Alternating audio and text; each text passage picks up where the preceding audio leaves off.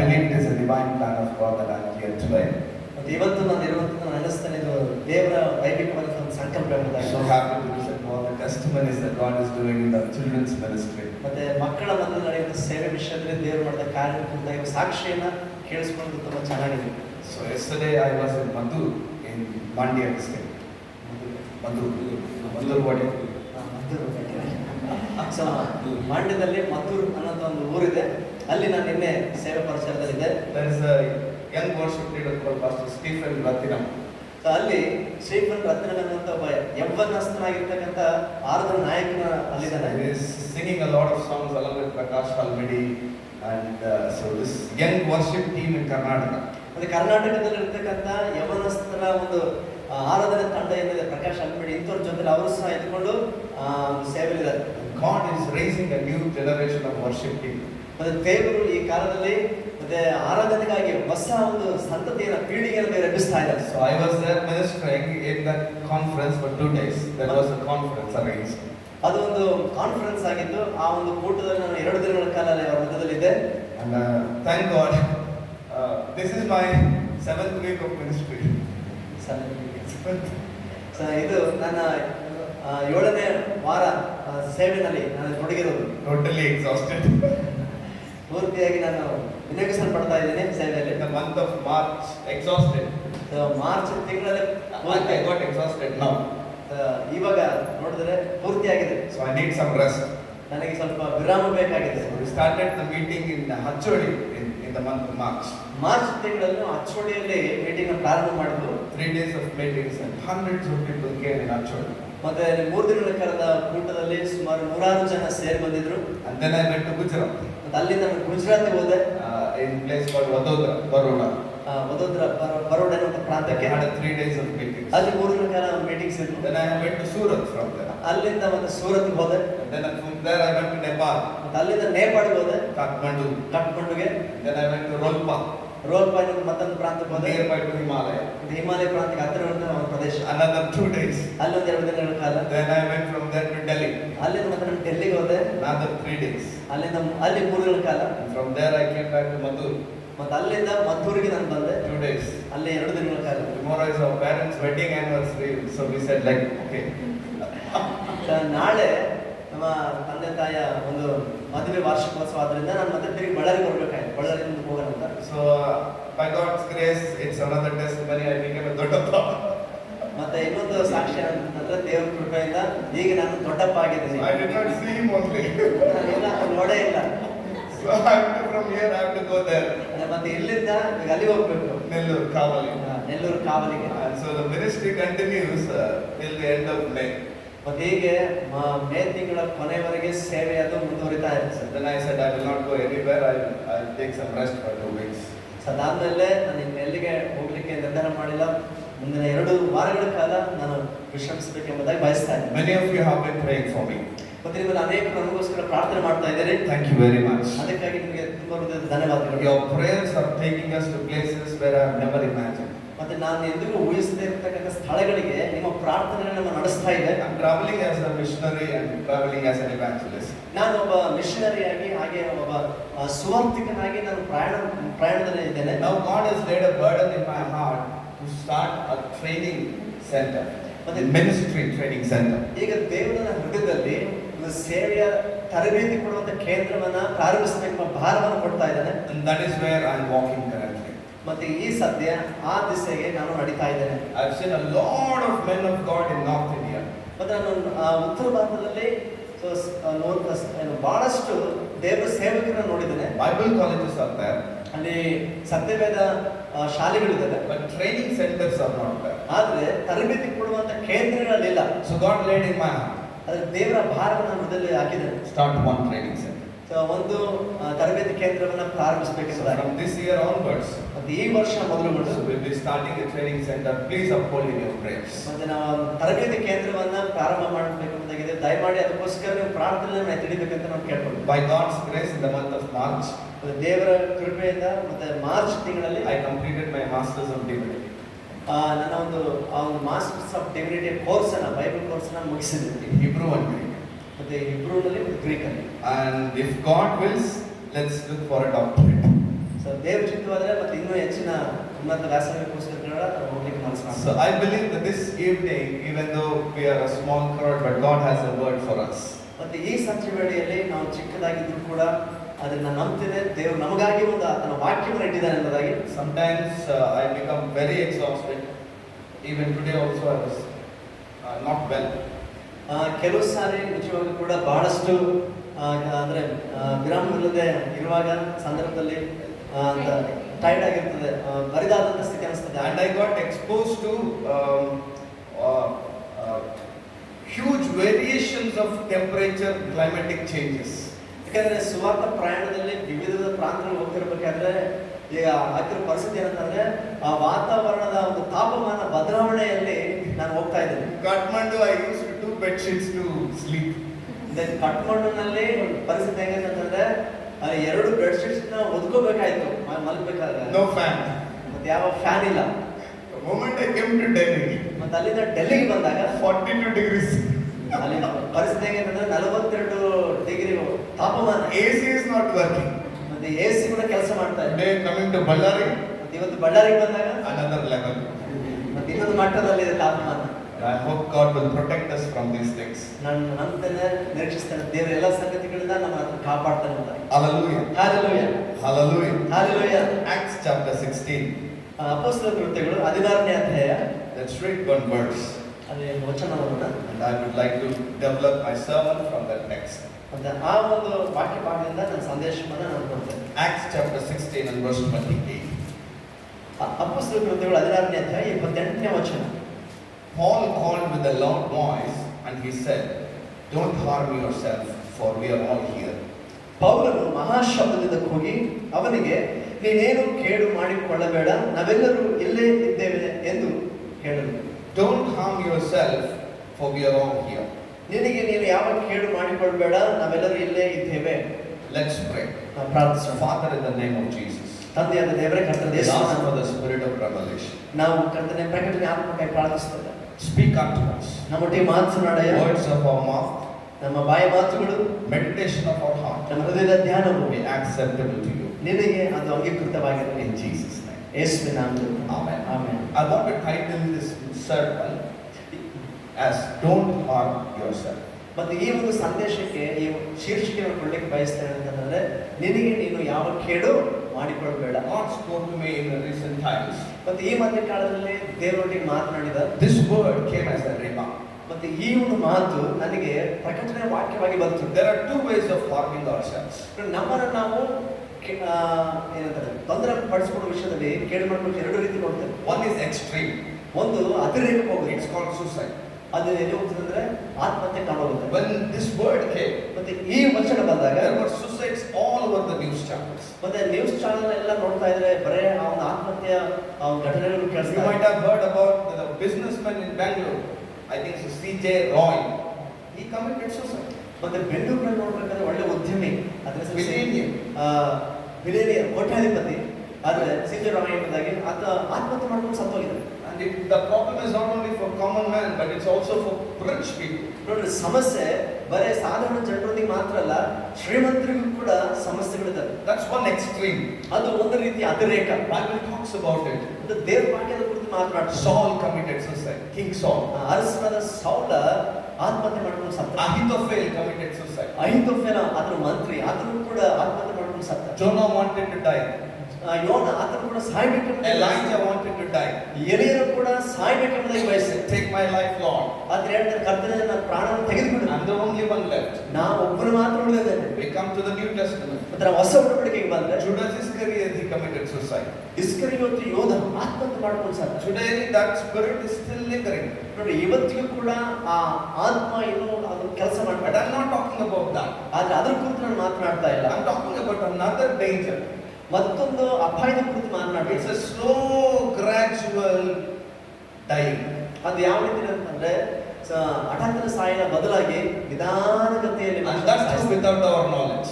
ಅದು ಕೂಡ ನಮಗೆ ಅರಿವು ಇಲ್ಲದನೇ It is a gradual losing of the divine life of God.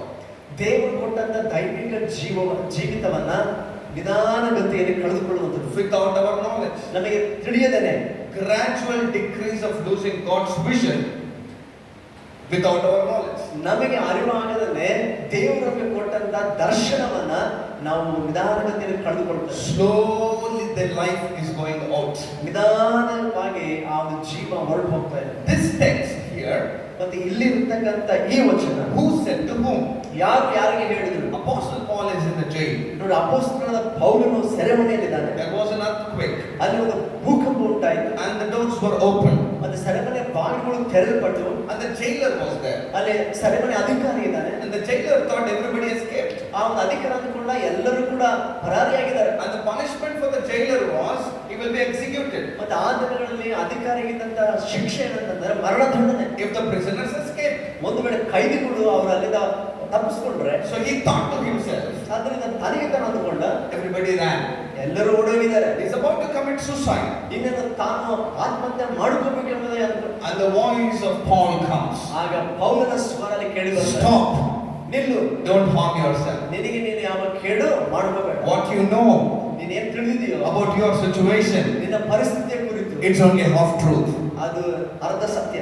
You don't know the full truth. ಅದು ನಿಜವಾದ ಪೂರ್ತಿ ಸತ್ಯ ನಿನಗೆ ಗೊತ್ತಿಲ್ಲ. And this evening, ಮತ್ತೆ ಈ ಸಂಜೆ God wants to encourage us. ದೇವರು ನಮ್ಮನ್ನು ಪ್ರೋತ್ಸಾಹ ಪಡಿಸಲಿಕ್ಕೆ ಬಯಸ್ತಾನೆ. Let's not get into that phase ನಾವು ಆ ಒಂದು ಸ್ಥಿತಿಗೆ ತಲುಪೋದು ಬೇಡ. where without our knowledge, ಎಲ್ಲೆಂತಂದ್ರೆ ನಮಗೆ ಗೊತ್ತಿಲ್ಲದೆ because of the half truths around us, ನಮ್ಮ ಸುತ್ತಲೂ ಇರ್ತಕ್ಕಂಥ ಅರ್ಧ ಸತ್ಯದಿಂದಾಗಿ we are slowly losing the vital life of God in our lives.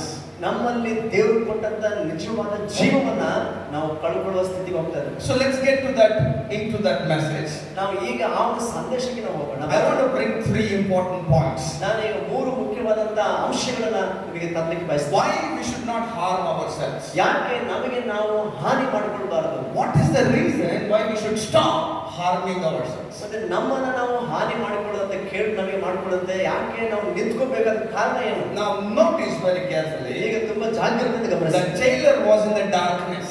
ನೋಡ್ರಿ, ಆ ಒಂದು ಅಧಿಕಾರಿಯಲ್ಲಿದ್ದ ಸಮಯದಲ್ಲಿ ಅಲ್ಲಿ ಪೂರ್ತಿ ಕತ್ತಲಿದೆ. In verse 29, 29ನೇ ವಚನ we see that he called for a light. ಅಲ್ಲಿ ಆತನು ದೀಪ ತನ್ರಿ ಎಂದು ಕೂಗ್ತಾ ಇದ್ದ. That means he was surrounded by darkness. ಅದರ ಅರ್ಥ ಆತನ ಸುತ್ತಲೂ ಕೂಡ ಕತ್ತಲು ಆವರಿಸಿದೆ. And he thought they escaped. ಆತನ ಅಂದುಕೊಂಡ ಅವರೆಲ್ಲರೂ ಓಡಿ ಹೋಗಿದ್ದಾರೆ. That is the danger today. ಅದು ಇರ್ತಕ್ಕಂಥ ಅಪಾಯ ಇವತ್ತು. The darkness in our mind ಅದು ನಮ್ಮ ಮನಸ್ಸಲ್ಲಿರ್ತಕ್ಕಂಥ ಕತ್ತಲು is triggering us for decisions ಅದು ನಮ್ಮನ್ನ ಒಂದು ತೀರ್ಮಾನ ತೆಗೆದುಕೊಳ್ಳುವಂತೆ ಪ್ರೇರೇಪಿಸ್ತಾರೆ. that is not God's will. ಅದು ದೇವರ ಚಿತ್ತವಾಗಿರುವುದಿಲ್ಲ. And that's a danger. ಅದುವೇ ಅಪಾಯ. And that is harming ourselves. ಅದು ನಮ್ಮನ್ನ ನಾವು ಕೇಡು So ಮಾಡಿಕೊಳ್ಳುವ. the Holy Spirit says, ಅದನ್ನ ಪವಿತ್ರಾತ್ಮನ ಹೇಳ್ತಾ ಇದ್ದಾರೆ. stop. ನಿಲ್ಲು, Don't make decisions. ಆ ನಿರ್ಧಾರದಿಂದ ಮಾಡಬೇಡ. Especially when there is darkness in your mind. ಮುಖ್ಯವಾಗಿ ಬಹುಮುಖ್ಯವಾಗಿ ನಮ್ಮ ಮನಸ್ಸೊಳಗೆ ಕತ್ತಲು ಇರುವಾಗ, ಅಂಧಕಾರ ಇರುವಾಗ. So 3 important reasons 3 ಮುಖ್ಯವಾದ ಕಾರಣಗಳು why we should not harm. ಯಾಕೆ ನಮಗೆ ನಾವು ಕೇಡು ಮಾಡ್ಕೋಬಾರದು. Let's read verse 6 onwards. 6ನೇ ವಚನದಿಂದ ನಾವು ಓದೋಣ. The same chapter. ಅದೇ ಅಧ್ಯಾಯ. Now when they had gone through Phrygia, the region of Galatia, they were forbidden by the Holy Spirit to preach the word of God in Asia. ಹಾಸ್ಯ ಸೀಮೆಯಲ್ಲಿ ವಾಕ್ಯವನ್ನು ಹೇಳಬಾರದೆಂದು ಪವಿತ್ರಾತ್ಮನು ತಡೆದದ್ದರಿಂದ ಅವರು ಪೃಥ್ವಿ ಗಲಾತ್ಯ ಸೀಮೆಯನ್ನು ಹಾದು ಹೋಗಿ ಮುಸ್ಯಕ್ಕೆ ಎದುರಾಗಿ ಬಂದಾಗ. After they came to Mysia, they tried to go to Bithynia, but the Spirit of the Lord did not permit them. ಮುಸ್ಯಕ್ಕೆ ಎದುರಾಗಿ ಬಂದಾಗ ಬಿಥುನ್ಯಕ್ಕೆ ಹೋಗುವ ಪ್ರಯತ್ನ ಮಾಡಿದರು. ಅಲ್ಲಿಯೂ ಯೇಸುವಿನ ಆತ್ಮನು ಅವರನ್ನು ಹೋಗಗೊಡಿಸಲಿಲ್ಲ. So this is Paul's second missionary journey. ನೋಡಿ, ಇದು ಪೌಲನ 2ನೇ ಸುವಾರ್ತೆಯ ಪ್ರಯಾಣ. First missionary journey got over, now this is second missionary journey. So ಮೊದಲನೇ ಸುವಾರ್ತೆ ಪ್ರಯಾಣ ಮಾಡಿ ಮುಗಿಸಿದ ನಂತರ 2ನೇ ಪ್ರಯಾಣದಲ್ಲಿ ಆಗಿದ್ದಾನೆ. And God's Spirit is stopping him from going into certain places. ಕೆಲವೊಂದು ನಿರ್ದಿಷ್ಟವಾದಂತಹ ಸ್ಥಳಗಳಿಗೆ ಹೋಗದಂತೆ ದೇವರ ಆತ್ಮನೇ ಆತನನ್ನು ತಡಿತಾ ಇದ್ದಾನೆ. God not only opens doors, ದೇವರು ಬಾಗಿಲುಗಳನ್ನು ತೆರೆದು ಮಾತ್ರ ಅಲ್ಲ, he also closes doors. ಆತನ ಬಾಗಿಲುಗಳನ್ನು ಸಹ ಮುಚ್ಚುವಂತನಾಗಿದ್ದಾನೆ. And that was fascinating for me. ಅದು ನಿಜಕ್ಕೂ ಕೂಡ ಆಶ್ಚರ್ಯವಾಗಿ ಕಾಣಿಸ್ತದೆ. We pray for open doors, ನಾವು ಬಾಗಿಲು ತೆರೆಯಲ್ಪಡಬೇಕಂತ but ಪ್ರಾರ್ಥನೆ. there are some divine doors God closes. ಅದು ಕೆಲವು ಸಾರಿ ದೇವರೇ ಆತನ ಕೆಲವು ದ್ವಾರಗಳನ್ನು ಮುಚ್ಚುತ್ತಾನೆ. Divine businesses God closes. ದೈವಿಕವಾಗಿದ್ದ ವ್ಯವಹಾರಗಳನ್ನು ಆತನು ಮುಚ್ಚುತ್ತಾನೆ. Some relationships that God closes. ಕೆಲವೊಂದು ಸಂಬಂಧಗಳನ್ನು ಕೂಡ ಅಂತ ಮುಚ್ಚಿ ಹಾಕುತ್ತಾನೆ. Some things that we are not supposed to do, God closes those doors. ಕೆಲವು ಸಂಗತಿಗಳನ್ನು ಮಾಡಕೂಡದಂತ ಸಂಗತಿಗಳನ್ನ ದೇವರೇ ಮುಚ್ಚಿ ಹಾಕ್ತಾನೆ. When God closes doors, ಯಾವಾಗ ದೇವರು ಬಾಗಿಲುಗಳನ್ನು ಮುಚ್ಚುತ್ತಾನೆ, He is protecting us from entering into a time which is not ours. ಮತ್ತೆ ನಮ್ಮದಲ್ಲದೆ ಇರತಕ್ಕಂತ ಸಮಯಕ್ಕೆ ನಾವು ಪ್ರವೇಶಿಸದಂತೆ ದೇವರನ್ನ ತಡಿತಾನೆ. ಆ ಮೂಲಕ Entering into a ministry that is not ours. ಮತ್ತೆ ನಮ್ಮದಲ್ಲದೆ ಇರತಕ್ಕಂತ ಸೇವೆಗೆ ನಾವು ತೊಡಗದಂತೆ ದೇವರನ್ನ ತಡಿತಾನೆ. God has a specific call for each one of us in this place. ನೋಡ್ರಿ, ಈ ಸ್ಥಳದಲ್ಲಿ ನಮ್ಮ ಒಬ್ಬೊಬ್ಬರ ವಿಷಯದಲ್ಲಿ ಕೂಡ ದೇವರಿಗೆ ತನ್ನದ ನಿರ್ದಿಷ್ಟವಾದ ಕರೆ ಇದೆ. Hallelujah. Hallelujah. He has a call for each one of us. ನಮ್ಮ ಪ್ರತಿಯೊಬ್ಬರ ವಿಷಯದಲ್ಲಿ ದೇವರಿಗೆ ತನ್ನದ ಕರೆ ಇದೆ. Not everybody can do VBS ministry. ನೋಡ್ರಿ, ಎಲ್ಲರೂ ಕೂಡ VBS ಸೇವೆಯನ್ನು ಮಾಡ್ಲಿಕ್ಕೆ ಆಗಲ್ಲ. Till today I thank God for all my Sunday school teachers. ಮತ್ತೆ ಇವತ್ತಿಗೂ ಕೂಡ ಎಲ್ಲ ಸಂಡೇ ಸ್ಕೂಲ್ ಟೀಚರ್ಸ್ ಗೆ ಥ್ಯಾಂಕ್ಸ್ ಹೇಳ್ತೇನೆ. I remember every one of them in my prayers. ಮತ್ತೆ ನಾನು ಅವರೆಲ್ಲರೂ ಕೂಡ ಪ್ರಾರ್ಥನೆ ನೆನಪು ಮಾಡ್ಕೊಳ್ತೇನೆ. Auntie also was my Sunday school teacher. ಮತ್ತೆ ಧೀರಕರು ಕೂಡ ಒಂದು ಸಂಡೇ ಸ್ಕೂಲ್ ಟೀಚರ್ ಆಗಿದ್ರು ಒಂದು ಸಮಯದಲ್ಲಿ. I can't do that ministry. ಆದ್ರೆ ನಾನು ಆ ಸೇವೆನ ನನ್ನ ಕೈಯಲ್ಲಿ ಮಾಡಕ್ ಆಗಲ್ಲ. Half an hour with the children, my mind will go into toss. ಒಂದು ಅರ್ಧ ತಾಸು ಮಕ್ಕಳೊಂದಿಗೆ ಕಳೆದ್ರೆ ನನ್ನ ಒಂದು ಮೆದುಳು ಆಲೋಚನೆ ನನ್ನ ಸ್ಥಿತಿಯಲ್ಲಿ ಇರಲ್ಲ. We all have unique callings. ನಮ್ಮೆಲ್ಲರಿಗೂ ಕೂಡ ಒಂದು ಪ್ರತ್ಯೇಕವಾದ ಕರೆ ಇದೆ. When God closes doors, ದೇವರು ಬಾಗಿಲುಗಳನ್ನು ಮುಚ್ಚಿದಾಗ that means it is not ours. ಅದರ ಅರ್ಥ ಅದು ನಮ್ಮದಲ್ಲ. In the same place in Asia, ಮತ್ತೆ ಅದೇ ಒಂದು ಆಸ್ಯ ಸೀಮೆಯಲ್ಲಿ, this Asia is not the Asia continent. ಮತ್ತೆ ಇಲ್ಲಿರ್ತಕ್ಕಂಥ ಈ ಆಸಿಯಾ ಇರ್ತಕ್ಕಂಥದ್ದು ಈಗಿನ ಈ ಒಂದು ಏಷ್ಯಾ ಖಂಡವಲ್ಲ. It was a small place in Greece. ಅದು ಗ್ರೀಸ್ ದೇಶದಲ್ಲಿರ್ತಕ್ಕಂಥ ಚಿಕ್ಕದಾದ ಒಂದು ಪ್ರಾಂತ್ಯ. In this Asia, we see John writing the 7 letters to the churches. ಮತ್ತೆ ಈ ಒಂದು ಆಸಿಯಾ ಸೀಮೆಯಲ್ಲೇ ಇದ್ದುಕೊಂಡು ಯೋಹಾನನು 7 ಸಭೆಗಳಿಗೆ ಅದರ ಪ್ರಕಟಣೆಯನ್ನು ಬರೆಯುತ್ತಾನೆ. Smyrna, Philadelphia, Pergamum. ಇದು 7, all of them they come here. ಮತ್ತೆ ಅಲ್ಲಿರ್ತಕ್ಕಂಥ 7 ಸಭೆಗಳು ನಾವು ಏನ್ ನೋಡ್ತೀವಿ ಎಲ್ಲರೂ ಕೂಡ ಈ ಒಂದು ಆಸಿಯಾ ಪ್ರಾಂತ್ಯದಲ್ಲಿ ಸಭೆಗಳು. So it was John's ministry place. ಮತ್ತೆ ಅದು ಯೋಹಾನ ಸೇವೆಯ ಒಂದು ಪ್ರಾಂತ್ಯಗಳಾಗಿದ್ದವು. So God said, Paul, that's not your region. You go somewhere else. I'm sending Paul. I'm sending John.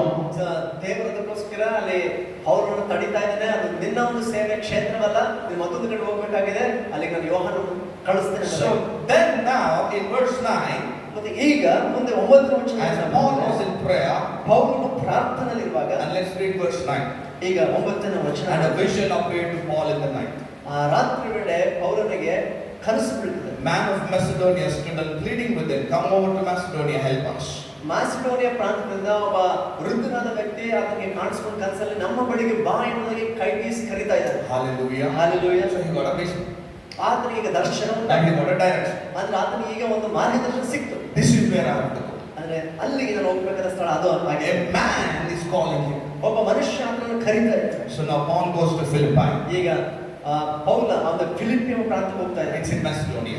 So ಅದು ಮ್ಯಾಸಿಡೋನಿಯಾದಲ್ಲಿ ಇರತಕ್ಕಂಥ ಒಂದು ಊರು. Paul begins his journey. ಪೌಲನು ತನ್ನ ಪ್ರಯಾಣವನ್ನು ಪ್ರಾರಂಭಿಸ್ತಾನೆ. If we notice certain things in Philippi, ನಾವು ಫಿಲಿಪ್ಪಿ ಪಟ್ಟಣದಲ್ಲಿ ಕೆಲವು ಸಂಗತಿಗಳನ್ನು ಗಮನಿಸುತ್ತಂದ್ರೆ, number 1, there was a woman by the name Lydia. ಅಲ್ಲಿ ನೋಡ್ತೇವೆ ಲುದ್ಯಳು ಎನ್ನುವಂತ ಒಬ್ಬ ಸ್ತ್ರೀ ಇದ್ದಾಳೆ. God opened her heart. ದೇವರ ಆಕೆಯ ಹೃದಯವನ್ನು ತೆರೆದನು. Her house became a house of prayer. ಆಕೆಯ ಮನೆ ಪ್ರಾರ್ಥನೆಯ ಒಂದು ಮನೆಯಾಯಿತು. God's work started in Philippi. Philippi ಪಟ್ಟಣದಲ್ಲಿ ದೇವರ ಕಾರ್ಯ ಪ್ರಾರಂಭವಾಯಿತು. But Paul was not satisfied. ಆದ್ರೆ ಪೌಲನು ಅದಷ್ಟಕ್ಕೆ ತೃಪ್ತಿ ಪಡಲಿಲ್ಲ. Reason. ಕಾರಣ, Who came in the vision? ಆ ಒಂದು ದರ್ಶನದಲ್ಲಿ ಬಂದವರು ಯಾರು? A man. ಒಬ್ಬ ಪುರುಷನು. Now who is getting blessed? ಆದ್ರೆ ಈಗ ಅಲ್ಲಿ ಆಶೀರ್ವದಿಸಲ್ಪಡ್ತಿರೋರು ಯಾರು? A lady. ಒಬ್ಬ ಸ್ತ್ರೀ. So Paul knew. ಆದ್ರೆ ಪೌಲನಿಗೆ ಖಚಿತವಾಗಿ The vision is still not yet done. ಅಂದ್ರೆ ದರ್ಶನ ಇನ್ನೂ ಪೂರ್ತಿ ಆಗಲಿಲ್ಲ. Man came. ಒಬ್ಬ ಮನುಷ್ಯ ಬಂದ. He spoke. ಆತನು ಮಾತನಾಡ. But Lydia is a lady. ಆದ್ರೆ ಲುದ್ಯಳು ಒಬ್ಬ ಸ್ತ್ರೀ ಆಗಿದ್ದಾಳೆ. He continued the ministry. ಅದರಿಂದ ಸೇವೆಯನ್ನು ಆತನು ಹಾಗೆ ಮುಂದುವರಿಸಿದ. We know the story. There is another girl who was fortune telling. ಮತ್ತೆ ಇನ್ನೊಂದು ಅಲ್ಲಿ ಒಂದು ಘಟನೆ ನಡೀತಿದೆ, ನಮಗೆ ಗೊತ್ತಿದೆ. ಆ ಒಂದು ಏನಂತಾರೆ, ಶಕುನವರ ಹೇಳ್ತಕ್ಕಂಥ ಒಬ್ಬ ಹುಡುಗಿ ನೋಡ್ತೀವಿ ಅಲ್ಲಿ. And every day she was calling, these are the men of the Most High God. She showed Paul and the group. ಮತ್ತೆ ಪೌಲ ಮತ್ತೆ ಆತನ ಸಂಗಡಿದವರನ್ನು ತೋರಿಸ್ಬಿಟ್ಟು ಪ್ರತಿದಿನ ಕಾಣುವಾಗಿಲ್ಲ ಹುಡುಗಿ ಈ ತರ ಹೇಳ್ತಾ ಇದ್ದಾಳೆ, ಇವರು ಪರಾತ್ಪರನ ದೇವ ಸೇವಕರು ಎಂಬುದಾಗಿ. One day Paul got irritated. He said, "You spirit, come out of her." ಒಂದಿನ ಪೌಲನಿಗೆ ಅದರಿಂದ ಕಿರಿಕಿರಿ ಅನಿಸ್ತು. ಪೌಲನ ಆಕೆಯಲ್ಲಿದ್ದ ದುರಾತ್ಮಕ್ಕೆ ಆಕೆ ಬಿಟ್ಟು ತೊಲಗುವಂತ She got delivered. ಆಕೆ ಸಂಪೂರ್ಣ ಬಿಡುಗಡೆ ಆಯಿತು. There was a miracle. ಅಲ್ಲೊಂದು ಅದ್ಭುತ ನಡೀತು. But ಆದ್ರೆ Paul was not satisfied. ಪೌಲನ ಅಲ್ಲಿಗೆ ಅದರ ತೃಪ್ತಿ ಆಗಿಕೊಳ್ಳಿಲ್ಲ. Why? ಯಾಕೆ? Whom did he see in the vision? ಆತನ ದರ್ಶನದಲ್ಲಿ ನೋಡಿದ ಯಾರನ್ನ? A man. ಒಬ್ಬ ಮನುಷ್ಯನನ್ನ. Who got delivered? ಈಗ ಬಿಡುಗಡೆ ಹೊಂದಿದ ಯಾರು? A girl. ಒಂದು ಹುಡುಗಿ. Paul was very specific about vision. ಪೌಲನು ತನ್ನ ದರ್ಶನ ಕುರಿತು ತುಂಬಾ ನಿರ್ದಿಷ್ಟವಾಗಿದ್ದ. He is the one who said, "I was obedient to the vision that God gave me." ಆತನ ಹೇಳಿದ ಮಾತೇನಂತಂದ್ರೆ, ನನಗೆ ಕೊಟ್ಟ ದೇವರಿಂದ ಕೊಡಲ್ಪಟ್ಟ ದರ್ಶನಕ್ಕೆ ನಾನು ವಿಧೇಯನಾಗಿದ್ದೇನೆ. Man of vision was Apostle Paul. ಮತ್ತೆ ಆ ದರ್ಶನವುಳ್ಳಂತ ವ್ಯಕ್ತಿ ಅಪೊಸ್ತಲ ಪೌಲನಾಗಿದ್ದ. So somewhere he realized a lady is getting saved, a girl is getting delivered, but where is that man? ನೋಡ್ರಿ, ಆತನ ಮನಸ್ಸಲ್ಲಿ ಒಂದು ಆಲೋಚನೆ ಅರಿವಿಗೆ ಗೊತ್ತಾಗ್ತಾ ಇದೆ ಏನಂತಂದ್ರೆ, ಒಬ್ಬ ಸ್ತ್ರೀ ರಕ್ಷಿಸಲ್ಪಟ್ಟಳು, ಒಂದು ಹುಡುಗಿ ಬಿಡುಗಡೆ ಹೊಂದಿಕೊಂಡು, ಆದ್ರೆ ಕಂಡಂತ ಆ ಪುರುಷನಿಯಲ್ಲಿ ಈಗ. And now they all took Paul, tore the clothes and they bent them nicely. Now they are taking them to the prison. ಅಲ್ಲೊಂದು ಗಲಭೆ ಉಂಟಾಯ್ತು. ಅಲ್ಲಿರುವ ಜನ ಪೌಲನನ್ನು ಹಿಡ್ಕೊಂಡು ಒಡೆದು ಅದನ್ನ ಬಡದು ಅದನ್ನ ವಸ್ತ್ರವನ್ನು ಕಿತ್ತು ಹಾಕಿ ಮತ್ತೆ ಅದನ್ನ ಈಗ ಸೆರೆಮನೆಯಲ್ಲಿ ಕೂಡ ಹಾಕ್ತಾ ಇದ್ದಾರೆ. Let's read verse 23. ಈಗ 23ನೇ ವಚನ. They laid many stripes on them, they threw them into prison, commanding the jailer to keep them secure. It was good.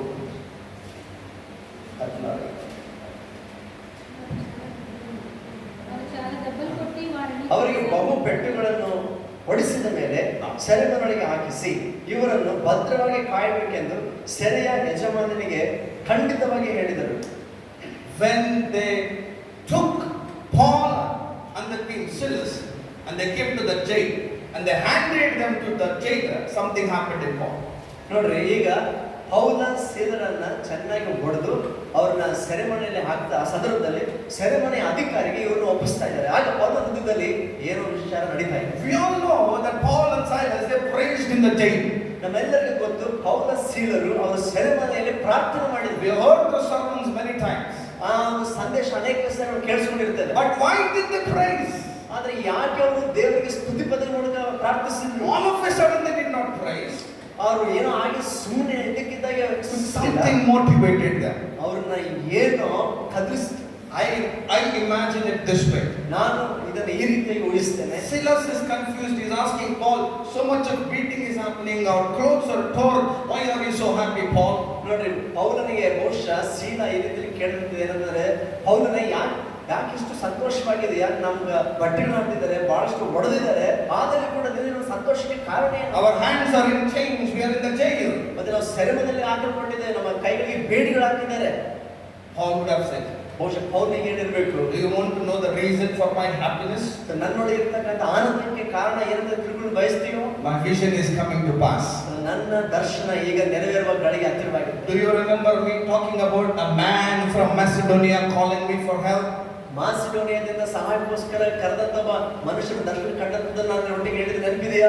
Here is this man, so ಇಲ್ಲಿ ಆ ಮನುಷ್ಯನು, the jailer. ಆತನೇ ಸೆರೆಮನೆ ಅಧಿಕಾರಿ. This is the man of my vision. So ನನ್ನ ದರ್ಶನ ಕಂಡಂತ ಮನುಷ್ಯನು ಇದ್ನೇ. You might ask me, ಬಹುಶಃ ನೀವು ನನ್ನ ಕೇಳಬಹುದು, where is it written? ಅದು ಎಲ್ಲಿ ಬರೆಯಲ್ಪಟ್ಟಿದೆ? But if you look at the story, ಅದು ನೀವು ಆ ಕಥೆಯೆಲ್ಲ ಗಮನಿಸಿದ್ರೆ, after jailer's family got saved, ನೋಡ್ರಿ, ಆ ಸೆರೆಮನೆ ಅಧಿಕಾರಿ ಆತನು ಅದರ ಕುಟುಂಬ ರಕ್ಷಣೆ ಹೊಂದಿದ ನಂತರ, after they got baptized, ಅವರು ದೀಕ್ಷೆಯನ್ನು ತೆಗೆದುಕೊಂಡ the ಮೇಲೆ next day, ಮರುದಿನವೇ Paul left the place. ಪೌಲನು ಆ ಸ್ಥಳವನ್ನ ಬಿಟ್ಟು ಹೊರಟೋದ. That means ಅದರ ಅರ್ಥ vision got completed. ದರ್ಶನ ಅಲ್ಲಿಗೆ ಪೂರ್ತಿ ಆಯಿತು. Mission over in that region.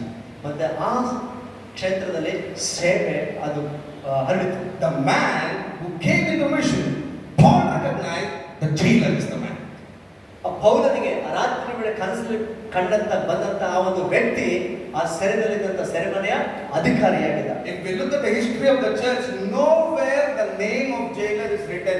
Nobody can identify who was the jailer. ಮತ್ತೆ ನಾವು ಚರಿತ್ರೆ ಎಲ್ಲ ಗಮನಿಸಿದ್ರೆ ಯಾರಿಗೂ ಕೂಡ ಆ ಒಂದು ಸೆರೆಮನೆ ಅಧಿಕಾರಿ ಯಾರಾಗಿದ್ದ ಅಂತ ಹೆಸರು ಏನೋ ಎಲ್ಲಿ ಕೂಡ We ಗೊತ್ತಿಲ್ಲ. don't see this man even referred in the epistles of Paul later also, even to the Philippian churches. ಮತ್ತೆ ಫಿಲಿಪ್ಪಿಯವರಿಗೆ ಬರೆದ ಪತ್ರಿಕೆಗಳಲ್ಲಿ ಕೂಡ ನಾವು ಗಮನಿಸಿದ್ರೆ ನಂತರದ ಪತ್ರಿಕೆಗಳಲ್ಲಿ ಕೂಡ ಪೌಲನು ಈ ವ್ಯಕ್ತಿಯ ಹೆಸರನ್ನ ಅದನ್ನು ಉಲ್ಲೇಖಿಸೇ ಇಲ್ಲ. That day, ಆ ದಿನ Paul realized, ಪೌಲನ ಅರ್ಥವಾಯಿತು, this is the man ಈ ದಿನ ಆ ವ್ಯಕ್ತಿ who came in the vision. ಆ ದರ್ಶನದಲ್ಲಿ ಬಂದಂತ ವ್ಯಕ್ತಿ. Point number one, ಮೊದಲನೇ ಕಾರಣ very important. ಬಹಳ ಪ್ರಾಮುಖ್ಯವಾದದ್ದು. God put jailer as the vision of Paul. ನೋಡ್ರಿ, ಆ ಸೆರೆಮನೆ ಅಧಿಕಾರಿಯನ್ನ ಪೌಲನಿಗೆ ಒಂದು ದರ್ಶನವಾಗಿ ತೋರಿಸಿದ. Why we should not harm ourselves? ಯಾಕೆ ನಮಗೆ ನಾವು ಕೇಡು ಮಾಡಿಕೊಳ್ಳಬಾರದು? You are not part of God's vision.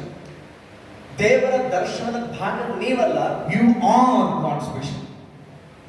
ನೀವೇ ದೇವರ ದರ್ಶನವಾಗಿದ್ದೀರಿ. There's a huge difference.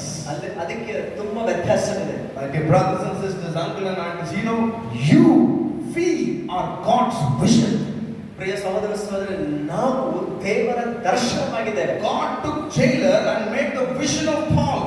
ನೋಡ್ರಿ, ಆ ಸೆರೆಮನೆ ಅಧಿಕಾರನ ದೇವರು ತೆಗೆದುಕೊಂಡು ಪೌಲನ ದರ್ಶನವಾಗಿ ಮಾಡಿದ. And until the vision was over, Paul was restless. ಆ ದರ್ಶನ ಪೂರ್ಣಿಸಲ್ಪಡುವ ತನಕ ಪೌಲನು ವಿಶ್ರಮಿಸಿಕೊಳ್ಳಲಿಲ್ಲ. And I believe with all my heart, ನನ್ನ ಹೃದಯ ಪೂರ್ತಿಯಾಗಿ ನಂಬುತ್ತೇನೆ, we are the vision of God.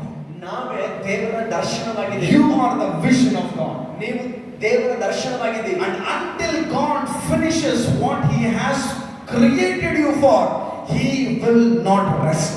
ಮತ್ತೆ ನಮ್ಮನ್ನ ದೇವರು ಉಂಟು ಮಾಡಿದಂತ ಆತನ ಉದ್ದೇಶ, ಆ ಸಂಕಲ್ಪ ಪೂರೈಸಲ್ಪಡದ ಹೊರತು ದೇವರು ಆತನು ಕೂಡ ವಿಶ್ರಮಿಸುವುದಿಲ್ಲ. On the way, many Lydias may get saved. ಮತ್ತೆ ಈ ಒಂದು ಮಾರ್ಗ ಮಧ್ಯದಲ್ಲಿ ಬಹಳಷ್ಟು ವೃದ್ಧರಂತ ಸ್ತ್ರೀಯರು ರಕ್ಷಿಸಲ್ಪಡಬಹುದು. Many girls will be delivered. ಅನೇಕ ಹುಡುಗಿಯರು ಕೂಡ ಬಿಡುಗಡೆ ಹೊಂದಿಕೊಳ್ಳಬಹುದು. God's focus is you.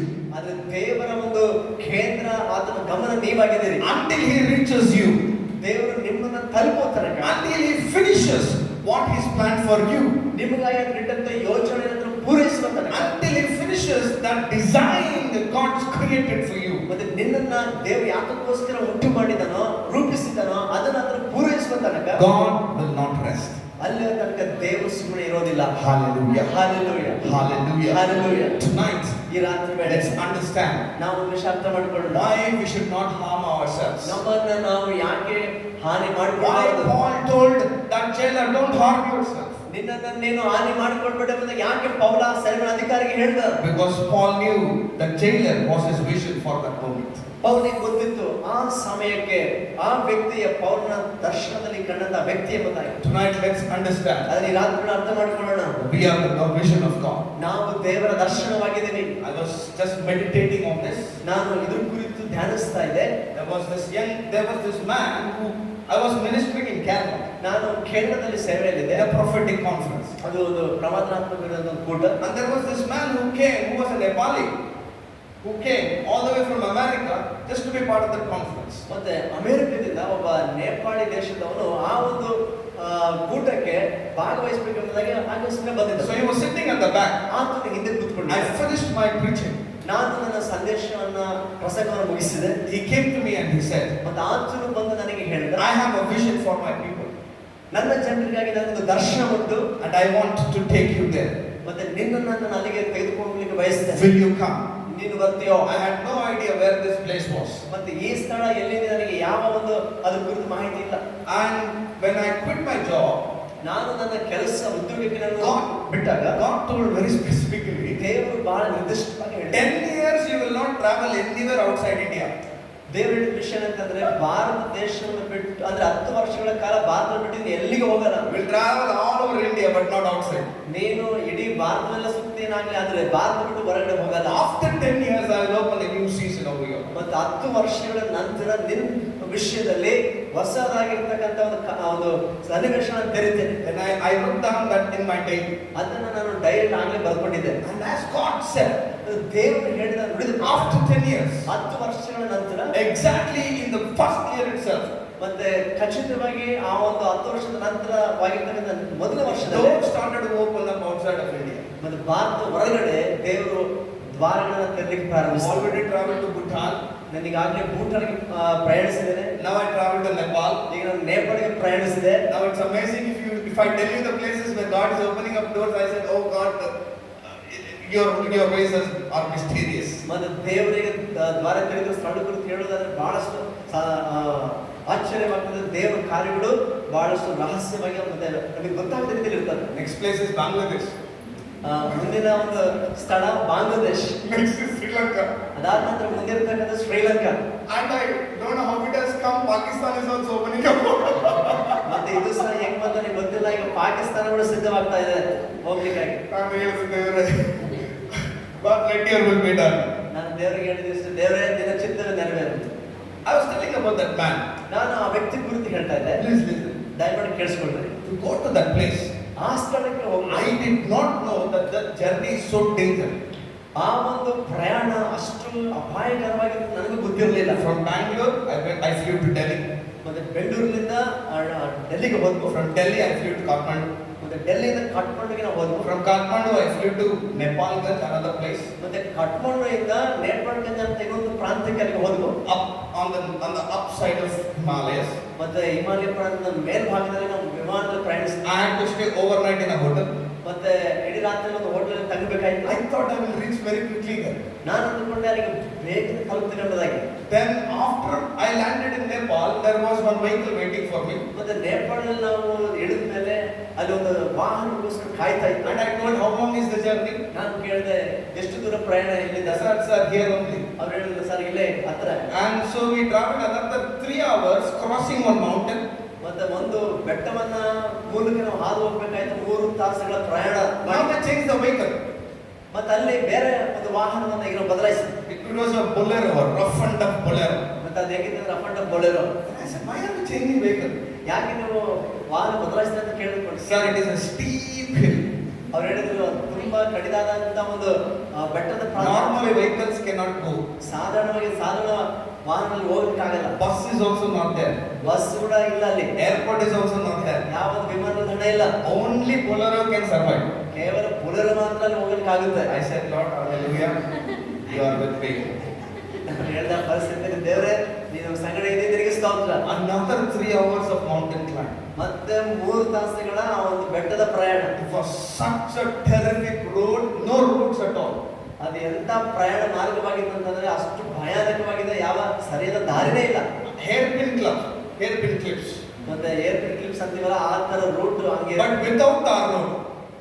Without tar road. ಹಾಗಿಲ್ಲ. ಯಾವುದೇ ತಾರ್ ರೋಡ್ ಇಲ್ಲ ಅಲ್ಲಿ. So if the vehicle slips, ಒಂದು ವೇಳೆ ಆ ಒಂದು ವಾಹನ ಏನಾದ್ರೂ ಜಾರಿದ್ರೆ you have to slip with the vehicle. ನೀವು ಕೂಡ ವಾಹನದಿಂದ ಹಿಂಗೆ ಜಾರ್ಬೇಕು ಕೆಳಗೆ. And on the right side it is a deep cliff of around 6,000 feet. ಮತ್ತೆ ಬಲಕ್ಕೆ ನೋಡಿದ್ರೆ ಎಷ್ಟು ತುಂಬಾ ಆಳವಾದ ಕಡಿಮೆ ಅಂತಂದ್ರೆ ಸುಮಾರು 6,000 ಫೀಟ್ ಕೆಳಗೆ. I almost got giddiness. ಈಗಾಗಲೇ ನನಗೆ ತಲೆ ಸುತ್ತಾ ಇದೆ ನೋಡ್ತಾ ಇದ್ರೆ. I said, where are we going? ನಾನು ಕೇಳಿದೆ, ಎಲ್ಲಿ ಹೋಗ್ತದೆ ನಾವು? 3 hours we had dancing ride because no road. ಮತ್ತೆ ಸರಿಯಾದ ದಾರಿ ಇಲ್ಲ. ಆ ಬೆಟ್ಟದ ಮಾರ್ಗದಲ್ಲಿ ನಾವು ಹೀಗೆ ಹಾಗೆ ಅಲುಗಾಡ್ತಾ ಹೋಗ್ತಾ ಇದ್ವಿ. Finally reached that place. ಕೊನೆಯದಾಗಿ ಆ ಸ್ಥಳವಕ್ಕೆ ನಾವು ಸೇರಿದ್ವಿ. Beautiful location. ಬಹಳ ಅದ್ಭುತವಾದ Top of ಸುಂದರವಾದ the mountain. ಬೆಟ್ಟದ ಮೇಲ್ಭಾಗ. One school was happening, Bible school. ಅಲ್ಲಿ ಬೈಬಲ್ ಸ್ಕೂಲ್ ನಡೀತಾ ಇದೆ. There so many young people came for training. ಅಲ್ಲಿ ಸುಮಾರು ಯೌವನಸ್ಥರು ತರಬೇತಿಗಾಗಿ ಬಂದಿದ್ದಾರೆ. And 2 days we had a very power-packed time. ಮತ್ತೆ 2 ದಿನಗಳ ಕಾಲ ತುಂಬಾ ಶಕ್ತಿಯುತವಾದಂತ ಒಂದು ಸೇವೆ ನಡೀತು. I was wondering, ನಾನು ಆಲೋಚಿಸ್ತಾ ಇದ್ದೆ, just to finish one vision. That man, he took me from a place called Bangalore to a place called somewhere in Nepal and got the 2 days of training over. ನೋಡಿ, 2 ದಿನಗಳ ಕಾಲ ಸೇವೆ ಪೂರೈಸೋದಕ್ಕೋಸ್ಕರ ಆ ದರ್ಶನ ನೆರವೇರಲಿಕ್ಕಾಗಿ ಆ ವ್ಯಕ್ತಿ ನನ್ನನ್ನ ಬೆಂಗಳೂರಿಂದ ನೇಪಾಳಿಗೆ ಅಲ್ಲಿಂದ ಆ ಒಂದು ಬೆಟ್ಟದ ಪ್ರಾಂತ್ಯಕ್ಕೆ ತೆಗೆದುಕೊಂಡು ಹೋದ. I traveled for 24 hours. ನಾನು 24 ತಾಸುಗಳ ಪ್ರಯಾಣ. With the flight 24 hours. Flight ಮೂಲಕನೇ 24 ತಾಸಿನ ಪ್ರಯಾಣ. Without flight for 4 days to 5 days. ಒಂದು ವೇಳೆ ಫ್ಲೈಟ್ ಅಂದ್ರೆ ವಿಮಾನ ಇಲ್ಲ ಅಂತಂದ್ರೆ ಸುಮಾರು 4 ರಿಂದ 5 ದಿನಗಳ ಕಾಲ ಹೋಗಬೇಕಾಗುತ್ತೆ. If a man could do so much for his vision, ಒಬ್ಬ ಮನುಷ್ಯ ತನ್ನಾಗಿರುವ ದರ್ಶನಕ್ಕಾಗಿ ಅಷ್ಟು ಮಟ್ಟಿಗೆ ಪ್ರಯಾಸ, how much God will do for us. ಮತ್ತೆ ನಮ್ಮ ವಿಷಯದಲ್ಲಿ ಆಗಿದ್ರೆ ದೇವರು ಅದನ್ನ ಎಷ್ಟು ಮಟ್ಟಿಗೆ ಅದನ್ನ ಕಾರ್ಯ ಮಾಡ್ತಾರೆ. He can send anybody, anything from any place to fulfill what God has called to do in our lives. ಮತ್ತೆ ನಮ್ಮ ಜೀವಿತಗಳಲ್ಲಿ ದೇವರು ತಾನು ಏನಾದ್ರೆ ಮಾಡಬೇಕೆಂಬುದಾಗಿ ಬಯಸಿದನೋ ಅದನ್ನು ನೆರವೇರಿಸೋದಕ್ಕೋಸ್ಕರ ದೇವರು ಎಲ್ಲಿಯಾದರೂ ಯಾರ ಮೂಲಕನಾದರೂ ದೇವರು ಅದನ್ನು ಕಾರ್ಯವನ್ನು ಮಾಡ್ತಾರೆ. Number 2, ಮತ್ತೆ ಎರಡನೇದಾಗಿ, when we become God's vision, ಮತ್ತೆ ಯಾವಾಗಾದ್ರೂ ನಾವು ದೇವರ ದರ್ಶನವಾಗ್ತೀವೋ, any place is a place of encounter with God. ಮತ್ತೆ ಯಾವುದೇ ಸ್ಥಳವಾದರೂ ಕೂಡ ದೇವರೊಂದಿಗೆ ಆಗುವಂತ ಸಂದರ್ಶನ ಅಲ್ಲಿ ಆಗ್ತದೆ. Jailer never thought that jail will become his place of encounter. ಮತ್ತೆ ಆ ಸೆರೆಮನಿ ಅಧಿಕಾರಿ ಯಾವತ್ತೊಂದು ಕೊಟ್ಟಿರಲಿಲ್ಲ. ಈ ಸೆರೆಮನಿಯ ಸ್ಥಳ ನನ್ನ ಜೀವನದಲ್ಲಿ ದೇವರೊಂದಿಗೆ ನಾನು ಸಂದರ್ಶಿಸುವ ಸಮಯವಾಗ್ತದೆ. There would have been never a day where he would have seen some people come inside and say, "Sir, good to meet you." ಬಹುಶಃ ಯಾವತ್ತೂ ತನ್ನ ಜೀವನದಲ್ಲಿ ತಾನು ಕಂಡಿರಲ್ಲ. ಯಾರಾದ್ರೂ ಬಂದು ಒಂದೇ ಮಾತನಾಡಿ ಭೇಟಿಯಾಗಿರೋದು ತುಂಬಾ ಒಳ್ಳೇದಾಯ್ತು ಅನ್ನೋದು ಯಾರು ಅಂದಿರಲ್ಲ. Because what is jail? ಮತ್ತೆ ಆ ಕಾರಣ ಸೆರೆಮನಿ ಅಂದ್ರೆ ಏನಾಗಿರ್ತದೆ? Who would be in the jail? ಆ ಸೆರೆಮನಿ ಯಾರು ಇರ್ತಾರೆ? All gundas, ಎಲ್ಲ ಗುಂಡಗಳಿರ್ತಾರೆ, ರೌಡಿಗಳಿರ್ತಾರೆ, lawbreakers. ಮತ್ತೆ ಕಾನೂನು ಉಲ್ಲಂಘಿಸಿದವರು ಇರ್ತಾರೆ. Jailer would never have expected that there will be men of God that day coming with an encounter for him. ನೋಡ್ರಿ, ಆತನು ದೇವರನ್ನ ದರ್ಶಿಸುವಂತೆ ಆ ದಿನ ದೇವರ ಸೇವಕರಿಬ್ಬರು ಅಲ್ಲಿಗೆ ಬರ್ತಾರೆ ಎಂಬುದಾಗಿ ಆ ಒಂದು ಸೆರೆಮನಿ ಅಧಿಕಾರಿ ಯಾವತ್ತೂ ಊಹಿಸಿರ್ಲಿಲ್ಲ. When you are God's vision, ನೀನು ದೇವರ ದರ್ಶನವಾಗಿರುವಾಗ, any place in which you are, ನೀನಿರುವ ಯಾವ ಸ್ಥಳವಾದರೂ God will turn it into a place of encounter. ಆ ಸ್ಥಳವನ್ನ ದೇವರು ಮತ್ತೊಬ್ಬರು ತನ್ನನ್ನು ದರ್ಶಿಸುವ ಒಂದು ಸ್ಥಳವಾಗಿ ಮಾರ್ಪಡಿಸ್ತಾರೆ. Beyond your imagination. ಇದು ನಿನ್ನ ಊಹೆಗೆ ಮೀರಿ. It might be even your kitchen, ಬಹುಶಃ ಅದು ನಿನ್ನ ಒಂದು ಅಡಿಗೆ ಕೋಣೆ ಆಗಿರ್ಬೋದು, living room, ಅದು ನೀನು ವಾಸಿಸುವ office room, ಅದು ಆಫೀಸ್ ರೂಮ್ ಆಗಿರ್ಬೋದು, school, ಅದು ಶಾಲೆ ಆಗಿರ್ಬೋದು, college, ಅದು ಕಾಲೇಜ್ ಆಗಿರ್ಬೋದು, any place ಅದು ಯಾವುದೇ where ಸ್ಥಳವಾಗಿರ್ಬೋದು, you have never expected, ನೀನು ಯಾವತ್ತೂ ಊಹಿಸಿರುವುದಿಲ್ಲ. God will use that place ದೇವರು ಆ ಸ್ಥಳವನ್ನ ಉಪಯೋಗಿಸ್ತಾನೆ to change our lives. ಯಾಕಂದ್ರೆ ಜೀವಿತಗಳನ್ನು ಮಾರ್ಪಡಿಸಲಿಕ್ಕೆ. Hallelujah. Hallelujah. Hallelujah. Hallelujah. The jailer, ನೋಡ್ರ ಸೆರೆಮನಿ ಅಧಿಕಾರಿ that night, ಆ ರಾತ್ರಿ he never thought ಅದನ್ನು ಯಾವತ್ತೂ ಊಹಿಸಿರಲಿಲ್ಲ. that jail will change his life. ನೋಡ್ರಿ, ಆ ಸೆರೆಮನೆ ತನ್ನ ಜೀವನವನ್ನ ಮಾರ್ಪಡಿಸ್ತದೆ ಎನ್ನುವುದಾಗಿ. That is point number 2. ಅದು ಎರಡನೇ ಅಂಶ. And then we go a little deeper. ಇನ್ನು ನಾವು ಆಳಕ್ಕೆ ಹೋಗುವುದಾಗಿ In verse 29, 29ನೇ ಅಂಶ. when the earthquake came, ಅಲ್ಲಿ ಭೂಕಂಪ ಉಂಟಾದಾಗ prison doors were opened. ಆ ಒಂದು ಸೆರೆಮನೆ ಬಾಗಿಲು ತೆರೆಯಲ್ಪಟ್ಟು He thought everybody ran away. ಆತನಂದು ಕೂಡ ಎಲ್ಲರೂ ಓಡಿ ಹೋಗಿದ್ದಾರೆ ಅನ್ನೋದಾಗಿ ಅನಿಸಿದ. Let's read verse 27, sorry. ಈಗ 27ನೇ ವಚನ ಓದೋಣ. Yeah. ಸೆರೆಯ Yeah. 27. ಸೆರೆಯ ಯಜಮಾನನು ನಿದ್ದೆಯಿಂದ ಎಚ್ಚೆತ್ತು ಸೆರೆಮನೆಯ ಕದಗಳು ತೆರೆದಿರುವುದನ್ನು ಕಂಡು ಸೆರೆಯಲ್ಲಿದ್ದವರು ಓಡಿ ಹೋದನೆಂದು ಭಾವಿಸಿ ಕತ್ತಿಯನ್ನು ಹಿರಿದು ಆತ್ಮಹತ್ಯೆ ಮಾಡಿಕೊಳ್ಳಬೇಕೆಂದಿದ್ದನು. ಆದರೆ ಪೌಲನು ಮಹಾಶಬ್ದದಿಂದ ಕೂಗಿ ಅವನಿಗೆ, ನೀನೇನೂ ಕೇಡು ಮಾಡಿಕೊಳ್ಳಬೇಡ, ನಾವೆಲ್ಲರೂ ಇಲ್ಲೇ ಇದ್ದೇವೆ ಎಂದು ಹೇಳಲು ಅವನು ದೀಪ ತರಬೇಕೆಂದು ಕೂಗಿ ಒಳಕ್ಕೆ ಹಾರಿ ನಡುಗುತ್ತಾ ಪೌಲ ಸೇವರ ಮುಂದೆ ಬಿದ್ದನು ಮತ್ತು ಅವರನ್ನು ಹೊರಗೆ ಕರ್ಕೊಂಡು ಬಂದು, ಸ್ವಾಮಿಗಳೇ, ನಾನು ರಕ್ಷಣೆ ಹೊಂದುವುದಕ್ಕೆ ಏನು ಮಾಡಬೇಕೆಂದು ಕೇಳಲು. Hallelujah. Hallelujah. Hallelujah. Hallelujah. So number 3.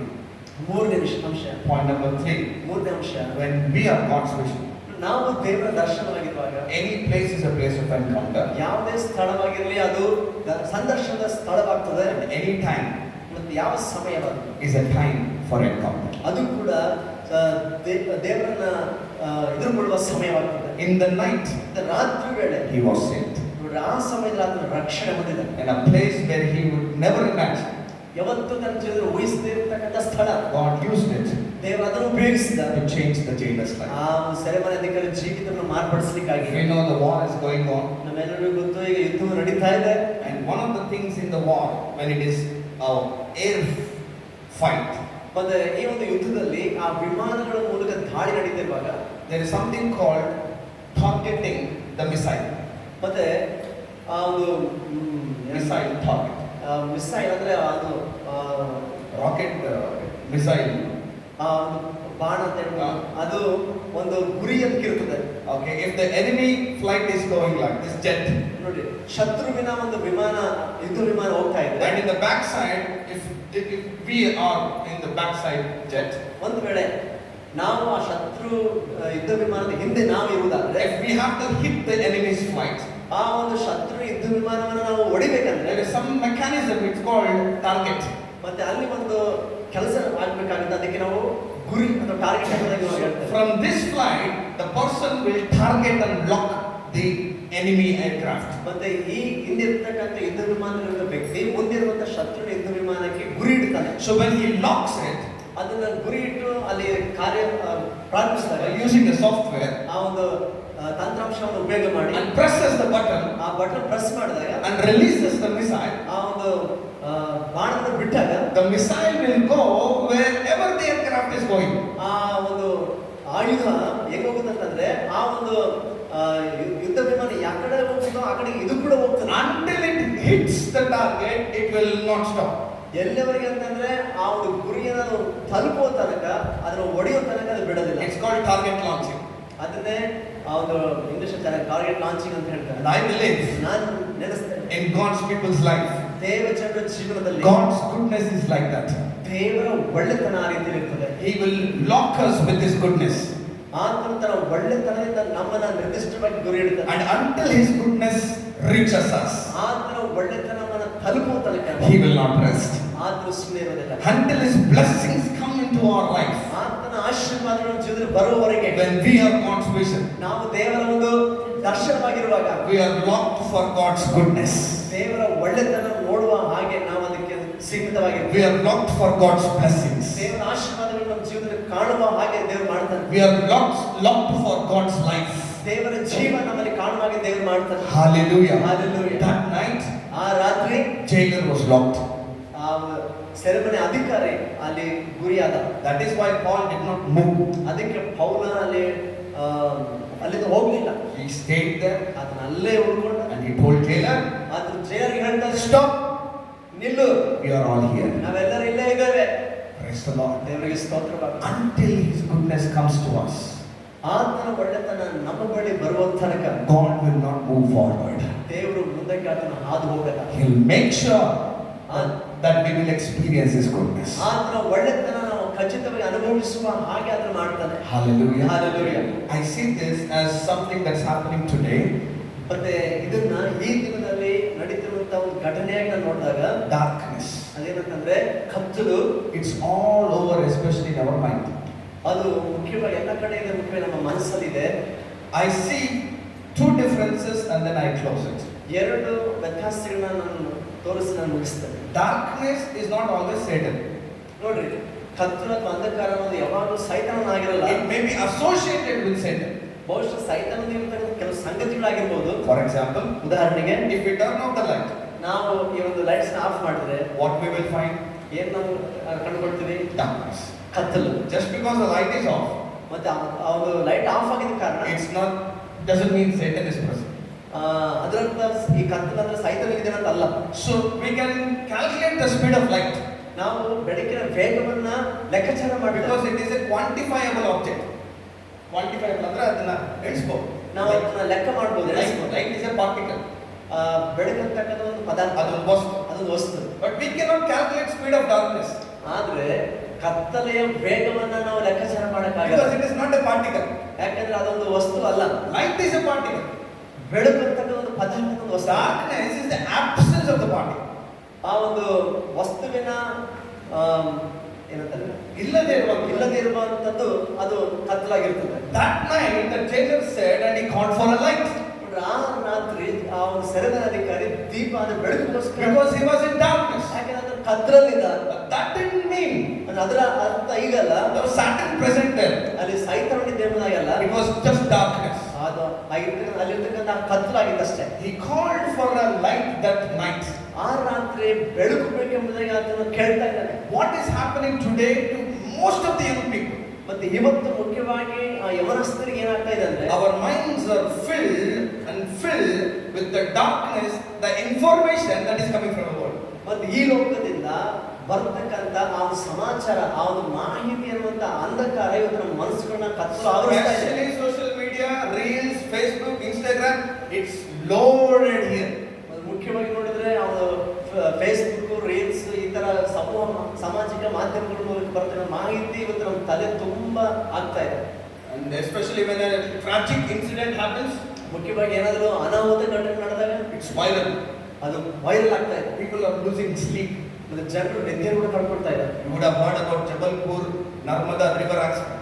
ಮತ್ತೆ ಬಹುಶಃ ಜಬಲ್ಪುರ್ ನರ್ಮದಾ ಆ ಒಂದು ನದಿಯ ದುರ್ಘಟನೆ ಕೇಳಿಸ್ಕೊಂಡಿರ್ಬೋದು. It's viral. ಅದು ಈಗ ವೈರಲ್ So when ಆಗಿದೆ. people see that again and again and again and again, ಅಂದ್ರೆ ಜನ ತಿರುಗಿ ನೋಡ್ತಾ ಇದ್ದಾರೆ. there is darkness that is getting filled in the mind. ಮನುಷ್ಯನ ಮನಸ್ಸಲ್ಲಿ ಆ ಕತ್ತಲು ಅಂತಕ್ಕಂಥದ್ದು ಆವರಿಸ್ತಾ ಇದೆ. Where is God? Where is God? ದೇವರು ಎಲ್ಲಿದ್ದಾನೆ? What is He doing? ಆದ್ರೆ ಏನ್ ಮಾಡ್ತಾ ಇದ್ದಾರೆ? Why He did not save? ಯಾಕೆ ಅದನ್ನು ರಕ್ಷಿಸಲಿಲ್ಲ? That person is a Christian. ಆ ವ್ಯಕ್ತಿ ಒಬ್ಬ ಕ್ರೈಸ್ತನಾಗಿದ್ದಾನೆ. That mother was a Christian. ಆ ತಾಯಿ ಕ್ರೈಸ್ತಳು. The baby was a Christian. ಆ ಮಗು ಒಬ್ಬ ಕ್ರೈಸ್ತ. Mother-in-law was a Christian. ಅವನ ಅತ್ತೆ ಕ್ರೈಸ್ತಳು. Where is God? ದೇವರು ಎಲ್ಲಿದ್ದಾನೆ ಈಗ? When there is suffering. ಅವನು ಬಾಧೆ ಉಂಟಾಗ್ತಿರ್ಬೇಕು. Why he didn't save them? ಯಾಕೆ ಅವರನ್ನು ದೇವರು You ರಕ್ಷಿಸಲಿಲ್ಲ? know what's happening? You know what's happening here? ಇಲ್ಲಿ ನಮ್ಮ ಮದುವೆಯಲ್ಲಿ ಏನಾಗ್ತಿದೆ ಗೊತ್ತಾ? Darkness. ಅಂದ್ರೆ ಕತ್ತಲು ತುಂಬಿಕೊಡ್ತಾ ಇದೆ. Darkness. ಕತ್ತಲು ತುಂಬಿಕೊಡ್ತಾ ಇದೆ. That is dangerous. ಅದು ಅಪಾಯಕಾರಿಯಾಗಿದೆ. And what Paul told that night? ಆ ರಾತ್ರಿ ಪೌಲ ಏನು ಹೇಳಿದ? Stop. ನಿಲ್ಲು. Don't harm. ನಿನಗೆ ಯಾವ ಹಾನಿ ಮಾಡಬಹುದು? Tonight. ಈ ರಾತ್ರಿ The Holy Spirit says, ಪವಿತ್ರ ಆತ್ಮ ಹೇಳ್ತಾನೆ, stop it. ನಿಂತ್ಕೋ. Don't harm yourself. ನಿನಗೆ ನೀನು ಯಾವ ಹಾನಿ ಮಾಡ್ಕೋಬೇಡ. Don't fill your mind with darkness. ನಿನ್ನ ಮನಸ್ಸನ್ನ ಆ ಕತ್ತಲೆಯಿಂದ ತುಂಬಿಸ್ಕೋಬೇಡ. The absence of light is darkness. ನೋಡ್ರಿ, ಎಲ್ಲಿ ಬೆಳಕಿರಲ್ವೋ ಅಲ್ಲಿ ಕತ್ತಲೆ ಇರ್ತದೆ. And the light is God's word. ಮತ್ತೆ ಬೆಳಕು ಬೇಕಂತಂದ್ರೆ ಆ ಬೆಳಕು ಕತ್ತನ್ನು ಹೋಗಲಾಡಿಸುವ ಬೆಳಕೆ ದೇವರ When ವಾಕ್ಯವಾಗಿದೆ. any news does not carry God's word, it is darkness. ಮತ್ತೆ ಯಾವ ಸುದ್ದಿ ಆದ್ರೆ ದೇವರ ವಾಕ್ಯವನ್ನ ಅದು ಒತ್ತುಕೊಂಡಿರಲ್ವೋ ಅಥವಾ ದೇವರ ವಾಕ್ಯಾನುಸಾರವಾಗಿರಲ್ವೋ ಅದೇ ಕತ್ತಲು. However viral it is, ಅದೆಷ್ಟೇ ವೈರಲ್ ಆಗಿರಲಿ, however true it is, ಅದೆಷ್ಟೇ ನಿಜವಾದ ಅನ್ಸಿರ್ಲಿ, it's half truth. ಅದು ನಿಜ ಅಲ್ಲ, ಅದು ಅರ್ಧ ಸತ್ಯ. The other side, ಮತ್ತೆ ಆ ಕಡೆ ನೋಡಿದ್ರೆ God is in control. God is in control. ದೇವರು ಎಲ್ಲವನ್ನ ತನ್ನ ಹತೋಟಿಯಲ್ಲಿ ಇಟ್ಟುಕೊಂಡಿದ್ದಾನೆ. The jailer thought doors open. ಆ ಅಧಿಕಾರ ತಗೊಂಡ ಬಾಯಿಗಳು ತೆರೆಯಲ್ಪಟ್ಟಿದ್ದಾವೆ. The other side of the truth, ಮತ್ತೆ ಮತ್ತೊಂದು ಕಡೆ ಸತ್ಯ ಏನಂತಂದ್ರೆ nobody ran. ಯಾರು ಕೂಡ ನಿಜವಾಗ್ಲೂ ಓಡಿ ಹೋಗಿರ್ಲಿಲ್ಲ. God was in control. ದೇವರ ಪರಿಸ್ಥಿತಿಯನ್ನು ತನ್ನ ಹತೋಟಿ. This side there is suffering. ಈ ಕಡೆಗೆ ಅವನು ಬಾಧೆ ನಡುವಿಗೆ ಇರ್ಬೋದು. The other side, ಇನ್ನೊಂದು ಕಡೆಗೆ God is calling his children home. ದೇವರು ತನ್ನ ಮಕ್ಕಳನ್ನ ತನ್ನ ಮನೆಗೆ ಅದನ್ನು ಬರಮಾಡಿಕೊಳ್ತಾ ಇದ್ದಾನೆ. We don't understand. ನಾವು ಬಹುಶಃ ಅರ್ಥ ಮಾಡ್ಕೊಳ್ಳಿಕ್ಕಿಲ್ಲ ನಾವು. But this is where I will close. ಮತ್ತೆ ನಾನು ಇಲ್ಲಿ ನಾನು ಮುಗಿಸ್ತಾ ಇದ್ದೇನೆ. 3 important points. ಮೂರು ಮುಖ್ಯವಾದ ಅಂಶಗಳು. Why we should not harm ourselves. ಯಾಕೆ ನಮಗೆ ನಾವು ಕೇಳಿ ಮಾಡ್ಕೊಳ್ಬಾರದು ಅಂದ್ರೆ, Number 1, you are God's vision. ಮೊದಲನೇದಾಗಿ ನೀನು ದೇವರ ದರ್ಶನವಾಗಿದೆ. He will not rest until he comes to you. ಆತನು ನಿನ್ನ ಹತ್ರ ಬರುವ ತನಕ ಅಥವಾ ಆ ದರ್ಶನ ಪೂರೈಸುವ ತನಕ ದೇವರನ್ನು ಬಿಡಲ್ಲ. Number 2, ಎರಡನೇದಾಗಿ when you are God's vision, ನೀನು ದೇವರ ದರ್ಶನವಾಗಿರುವಾಗ any place is a place of encounter. ನೀನಿರುವ ಯಾವ ಸ್ಥಳವಾಗಿದ್ರು ಕೂಡ ದೇವರನ್ನು ಎದುರುಗೊಳ್ಳುವ ಸ್ಥಳವಾದಾಗ್ತದೆ. Number 3, ಮತ್ತೆ ಮೂರನೇದಾಗಿ any time ಯಾವ is ಸಮಯವಾಗಿದ್ರು a time for encounter. ಅದು ದೇವರನ್ನು ಎದುರುಗೊಳ್ಳುವ ಸಮಯವಾಗುತ್ತದೆ. He is working in our lives. ಆತನು ನಮ್ಮ ಜೀವಿತಗಳಲ್ಲಿ ಕಾರ್ಯ ಮಾಡ್ತಾ ಇದ್ದಾನೆ. Never decide with darkness in your mind. ಮತ್ತೆ ನಿಮ್ಮ ಮನಸ್ಸಲ್ಲಿರುವಂತ ಆ ತಪ್ಪಾದ ಆಲೋಚನೆ ಮತ್ತು ಕತ್ತಲಿನಿಂದ ನೀವು ಯಾವತ್ತೂ ಕೂಡ ನಿರ್ಧಾರವನ್ನು ತೆಗೆದುಕೋಬೇಡ್ರಿ. Call for light. ಬೆಳಕಿಗಾಗಿ ನೀವು ಕೂಗ್ರಿ. Jailer said, bring me the light. ಆ ಒಂದು ಅಧಿಕಾರಿ ಹೇಳ್ದ, ಬೆಳಕಿನ ದೀಪವನ್ನು ತಂಡ್ರಿ ಎಂಬುದಾಗಿ. Let's call for this light. ಅದರಿಂದ ನಾವು ವಾಕ್ಯದ ಬೆಳಕನ್ನು ನಾವು ಕೂಗೋಣ, ಕರೆಯೋಣ. That we may know that God has a plan in our lives. ಆ ಮೂಲಕ ನಮ್ಗೆ ಗೊತ್ತಾಗುತ್ತೆ ನಮ್ಮ ಜೀವನದಲ್ಲಿ ದೇವರಿಗೆ ತನ್ನದೇ ಆದಂತ ಯೋಜನೆ ಇದೆ ಎಂಬುದಾಗಿ. Hallelujah. Hallelujah. Praise the Lord. ದೇವರಿಗೆ ಸ್ತೋತ್ರ. After the ministry got over, Paul left. ಆ ಸೇವೆ ಮುಗಿದ ನಂತರ ಪೌಲ ಸ್ಥಳವನ್ನು ಬಿಟ್ಟು ಹೊರಟು ಹೋದ. May the Lord bless the meditation of this word. ಈ ವಾಕ್ಯದ ಧ್ಯಾನಾಂಶವನ್ನು ದೇವರು ನಮ್ಮ ವಿಷಯದಲ್ಲಿ ಅದನ್ನು ಆಶೀರ್ವದಿಸಲಿ. Let us pray. ನಾವು ಪ್ರಾರ್ಥಿಸೋಣ. Father, in the name of Jesus, ತಂದೆ, ಕರ್ತನ ಯೇಸುವಿನ ನಾಮದಲ್ಲಿ we thank you for your word. ನಿನ್ನ ವಾಕ್ಯಕ್ಕಾಗಿ ಸ್ತೋತ್ರ ಸಲ್ಲಿಸ್ತೇವೆ. We thank you that we are your vision. ನಾವೇ ನಿನ್ನ ದರ್ಶನವಾಗಿರಲಿಕ್ಕಾಗಿ ಸ್ತೋತ್ರ ಸಲ್ಲಿಸ್ತೇವೆ. We thank you that your plans are great in our lives. ಹೌದು ಸ್ವಾಮಿ,